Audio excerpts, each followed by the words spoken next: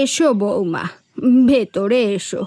আজ থেকে এটাই তোমার নিজের বাড়ি। কি রে খোকা, তুই আবার বাইরে দাঁড়িয়ে রইলি কেন? আয়, ভেতরে আয়। এই তো মা, আসছি। চলো রিয়া, ভিতরে চলো। লজ্জা পাওয়ার কিছু নেই, আমার মা তোমাকে মেয়ের মতো করেই রাখবে। একথা বলে সোহেল তার বউকে নিয়ে ভিতরে চলে গেল। এই যে বৌমা, এটা হচ্ছে তোমার ঘর। আমি আর কদিন আছি, এবার তুমি সবটা গুছিয়ে নাও।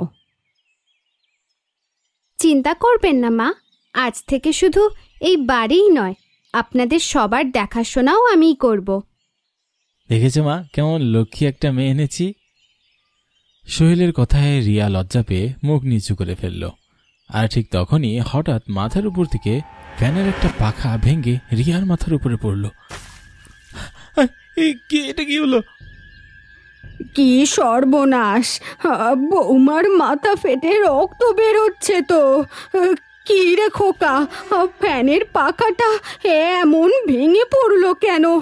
আহারে, মেয়েটা কি কষ্টই না পাচ্ছে। আমাকে নিয়ে চিন্তা করবেন না মা, আমার তেমন কিছু হয়নি, সামান্য কেটে রক্ত বেরিয়েছে।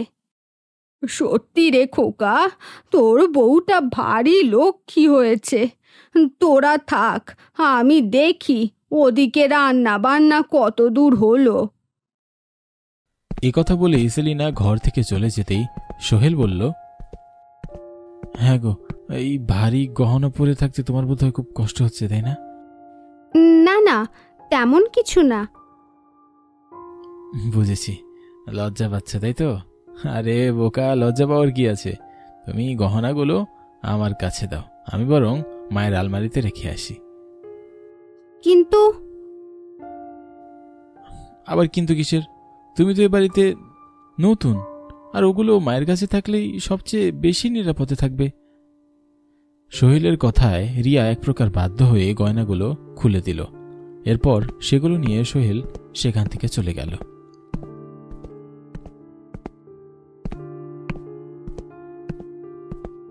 এ বাবা, মনে হচ্ছে কপালটা অনেকটাই কেটেছে।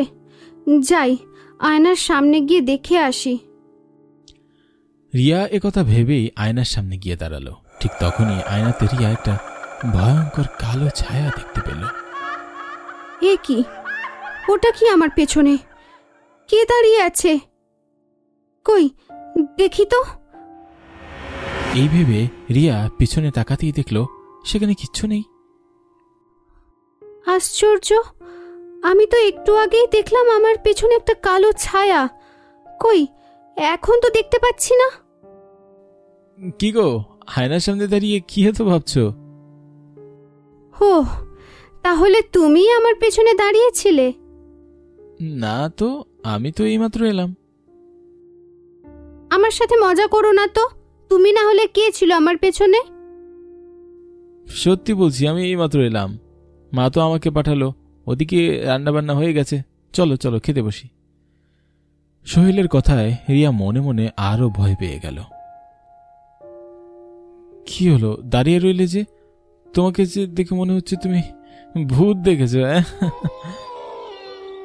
কি বললে? ভূত? যা বাবা, তুমি আজকালের মেয়ে হয়েও ভূতে বিশ্বাস করো? মোটেও না। আচ্ছা বাদ দাও, চলো খেয়ে আসি।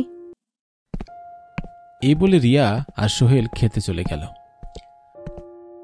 শোনো বৌমা, আজ সন্ধ্যায় আমি কিন্তু বাড়িতে থাকবো না। সে কি মা, কোথায় যাবে তুমি? আজকে তো আমারও একটা জায়গায় যাওয়ার কথা আছে। বলিস কি রে খোকা, তাহলে কি বৌমা একা একা বাড়িতে থাকবে? নতুন বউ ভয় পাবে না তো? না মা, ভয় পাবো কেন? তাছাড়া আপনি তো বললেন আজ থেকে এটা আমারও বাড়ি, তাই নিজের বাড়িতে ভয় কিসের? বেশ, তাহলে তো হয়েই গেল। তবে হ্যাঁ, সাবধানে থেকো, আমাকে এখনই বেরোতে হবে। একথা বলেই সোহেল সেখান থেকে চলে গেল।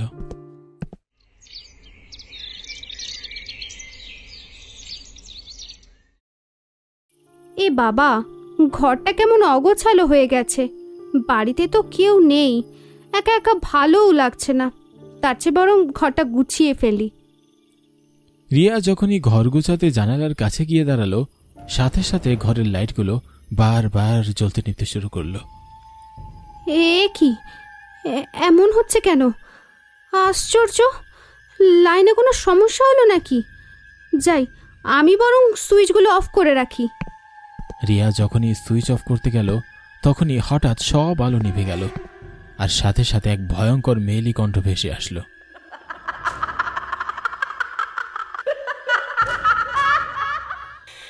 পালিয়ে যা, বাঁচতে চাইলে পালিয়ে যা, নইলে ওরা তোকেও মেরে ফেলবে।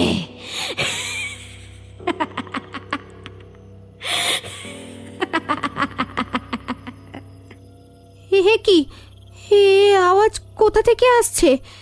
কে কে ওখানে? কই, কোথাও তো কাউকে দেখতে পাচ্ছি না।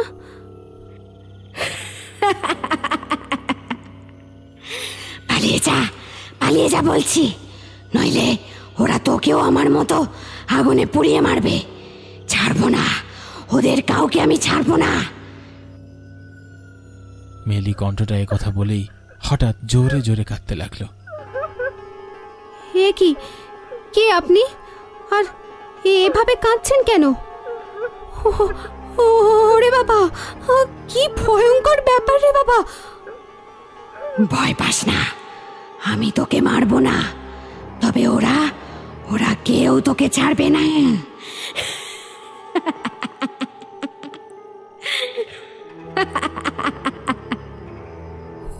ওরে বাবা রে, কোন বিপদে পড়লাম, লাইটটাও তো জ্বলছে না।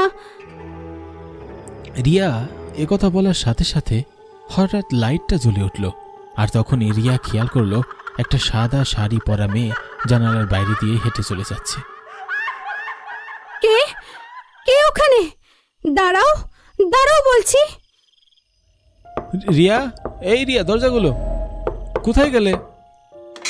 সোহেলের ডাকে রিয়া দরজা খুলে বলল, তুমি এসেছো? আমি তো ভাবছিলাম আর কখনো আমি তোমায় দেখতে পাবো না। কি যা তা বলছো শুনি, কি হয়েছে তোমার? জানি না, কিন্তু কেউ একজন এসেছিল এই বাড়িতে। কে এসেছিল? কি বলছো এসব? সত্যি বলছি, বিশ্বাস করো, এই বাড়িতে নির্ঘাত ভূত আছে। সত্যি রিয়া, তুমি আসলেই মজা করতে পারো ভালো। না না, বিশ্বাস করো, আমি সত্যি বলছি। বেশ, বিশ্বাস করলাম।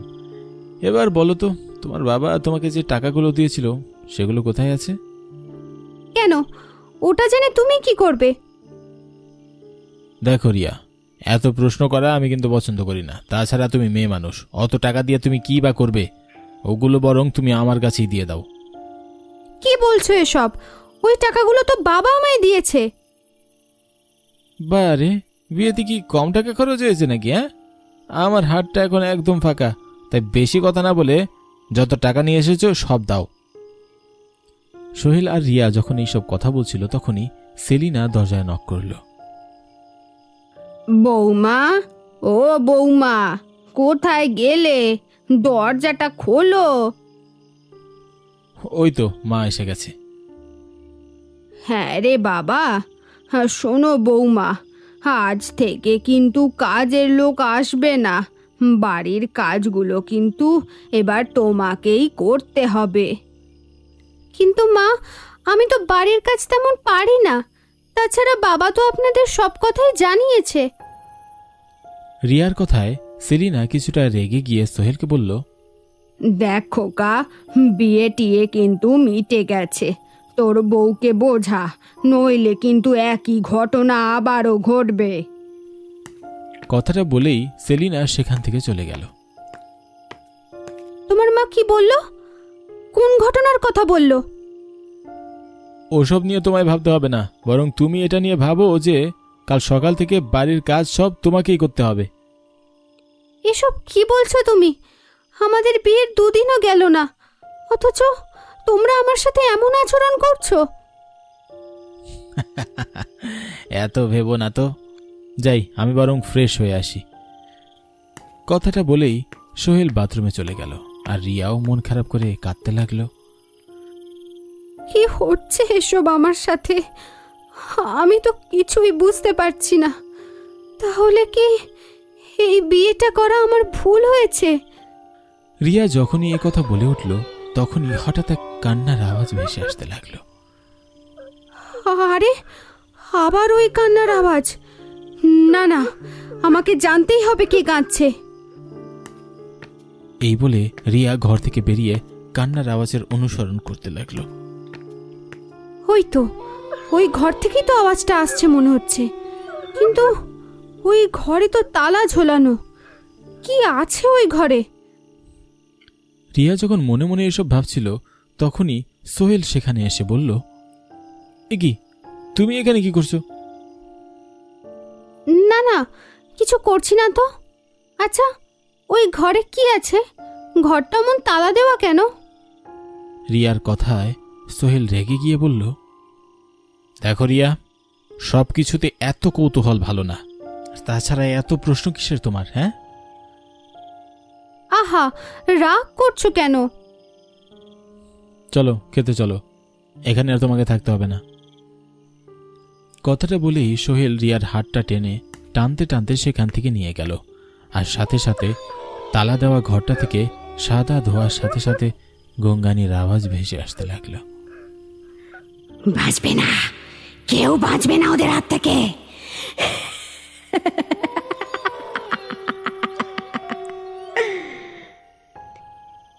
সোহেল রিয়াকে টানতে টানতে ঘরে নিয়ে আসতেই রিয়া বলল, কি হলো? ছাড়ো, ছাড়ো আমার হাত। এই তো ছেড়ে দিয়েছি, তবে আমি তোমাকে সাবধান করে দিচ্ছি, আর কখনোই ওই ঘরে যাবে না। কিন্তু কেন? দেখো সোহেল, তুমি যদি আমার সাথে এমন আচরণ করো, তাহলে কিন্তু আমি বাবার কাছে চলে যাব। যা বাবা, আমি আবার কি করলাম? আসলে কি বলতো, ওই ঘরে আবর্জনার পুরনো জিনিসপত্রে ভরা। ওখানে গেলে তুমি অসুস্থ হয়ে পড়বে, তাই তো তোমাকে যেতে মানা করলাম। আচ্ছা যাকগে, আমি খেতে যাচ্ছি, তুমিও এসো। সোহেল চলে যেতেই রিয়া মনে মনে বলল, না না, আমার জানতেই হবে কি আছে ওই ঘরে। কেন সোহেল আমার থেকে লুকাতে চাইছে? আমার কিছুই ভালো ঠেকছে না। কাল যখন ওরা বাড়িতে থাকবে না, আমি তখন যাব ওখানে।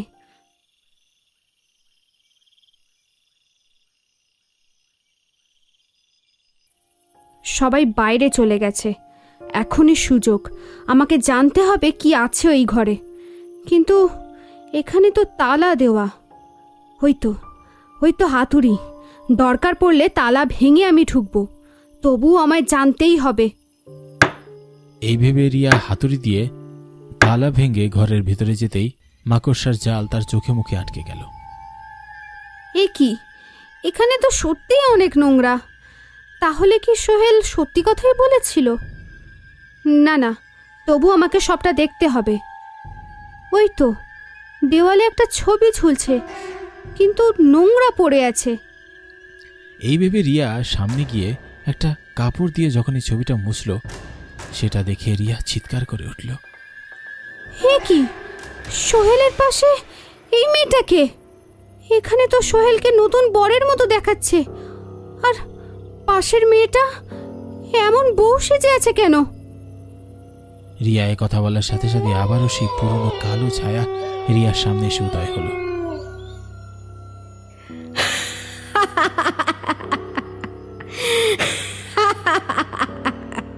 অবশেষে তুই সত্যি আমার কাছে চলে এলি। কে কে তুমি? আমি তোমাকে দেখতে পাচ্ছি না কেন? দেখবি দেখবি আমাকে? বেশ, তাহলে দেখ। এই কথা বলার সাথে সাথে হঠাৎ ছবির মেয়েটা রিয়ার সামনে আসলো, কিন্তু তার সারা শরীর আগুনে পোড়া, তার চোখ দিয়ে অনবরত রক্ত ঝরছে। না না, আমি দেখতে পাচ্ছি না, কি ভয়ঙ্কর!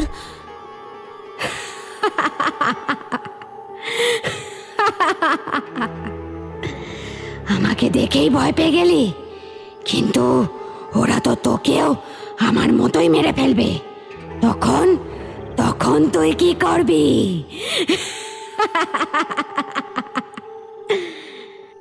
কি বলছো এসব?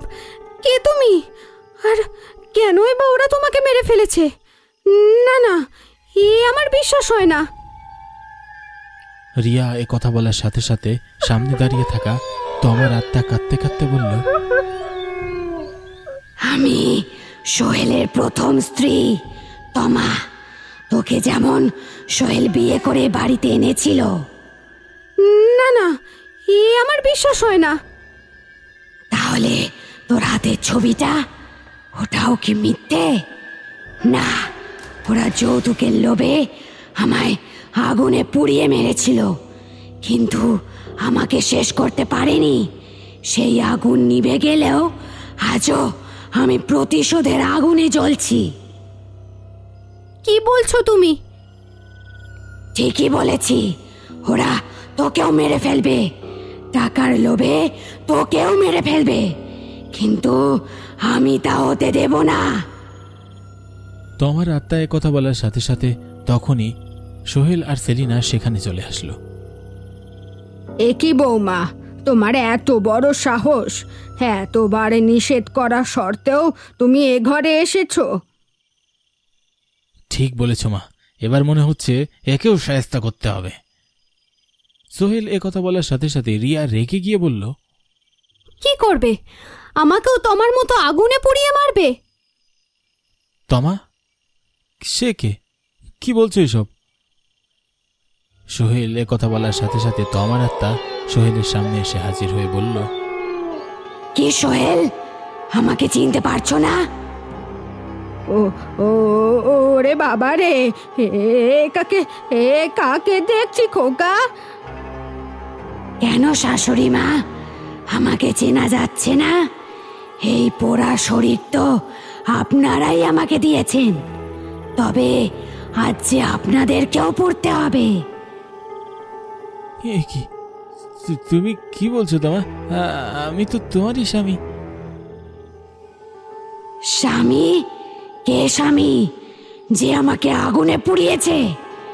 বেশ, তাহলে আজ তুমিও পড়ো। এ কথা বলার সাথে সাথে তোমার আত্মার ভেতর থেকে ভয়ঙ্কর আগুন বেরিয়ে এলো, আর সেই আগুনে সোহেল আর তোমার মা পুরে ভস্ম হয়ে গেল। ওরে বাবা রে, মরে গেলাম রে, মরে গেলাম। ওরে বাবা রে, জ্বলে গেলাম রে, সারা শরীর জ্বলে পড়ে গেল। বাঁচাও, বাঁচাও, কেউ বাঁচাও আমাকে। এভাবেই রিয়ার সামনে সোহেল আর সেলিনা যন্ত্রণায় ছটফট করে পুড়ে মারা গেল, আর তোমার আত্মাও এখন মুক্তি পেয়ে গেল।